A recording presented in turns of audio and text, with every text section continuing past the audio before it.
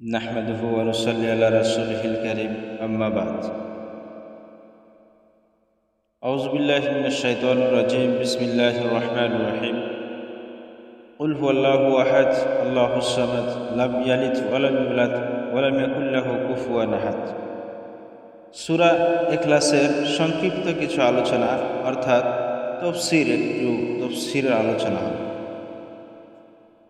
আল্লাহ রাব্বুল আলামিন সর্বপ্রথম এই আয়াতের মধ্যে বলেন কুল হুয়াল্লাহু আহাদ, অর্থাৎ হে আমার হাবিব, হে মুহাম্মদ সাল্লাল্লাহু আলাইহি সাল্লাম, আপনি সারা বিশ্বের মানুষদেরকে জানিয়ে দেন যে আল্লাহ একজন, আল্লাহ এক, দ্বিতীয় কোনো মাবুদ আর নেই, অর্থাৎ আল্লাহ ওয়ান অ্যান্ড ওয়ানলি, আল্লাহ সির্ফ একজন।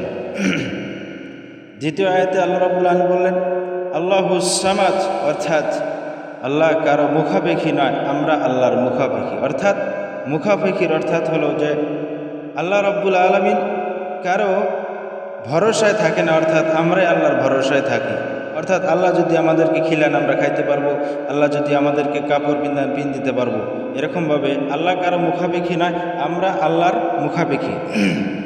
তৃতীয় আয়াতে বললেন লাম ইয়ালিদ ওয়ালাম ইউলাদ, অর্থাৎ আল্লাহ রাব্বুল আলামিন কারো থেকে সৃষ্টি হন নাই আর আল্লাহ থেকেও কেউ সৃষ্টি হয়নি। অর্থাৎ আল্লাহ কাউকে পয়দা করেন, অর্থাৎ যেরকমভাবে পয়দা যেরকমভাবে আমাদের বাবা মা আমাকে সৃষ্টি করেছে এরকমভাবে কাউকে পয়দা করেন নাই।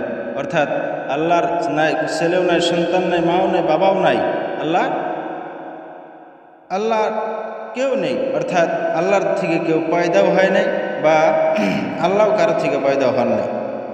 চতুর্থ নম্বর আয়াতে আল্লাহ রাব্বুল আলামিন বললেন ওয়ালাম ইয়াকুল লাহু কুফুয়ান আহাদ, অর্থাৎ আল্লাহর সমতুল্য পৃথিবীর জমিনে আর কেউ নাই। অর্থাৎ আল্লাহ যেরকম ক্ষমতাশীল, আল্লাহ যেরকম বড়, অর্থাৎ আল্লাহর সমতুল্য কেউ নাই।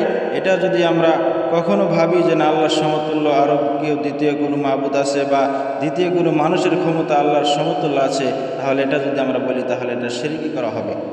অর্থাৎ এটা শিরকি গুনাহ করলে আল্লাহ রাব্বুল আলামিন সমস্ত গুনাহ মাফ করতে পারেন, কিন্তু আল্লাহ রাব্বুল আলামিন শিরকি গুনাহ মাফ করতে পারেন না। আল্লাহ যদি চান তবু মাফ করতে পারেন, কিন্তু আল্লাহর সমতুল্য কেউ নাই পৃথিবীর জমিনে, শুধু আল্লাহ একজন। অর্থাৎ আল্লাহ সমস্ত বস্তুর উপরে ক্ষমতাশীল। এখানে বলে আমার বক্তব্য শেষ করলাম। ওয়া আখিরু দাওয়ানা আলহামদুলিল্লাহি রাব্বিল আলামিন।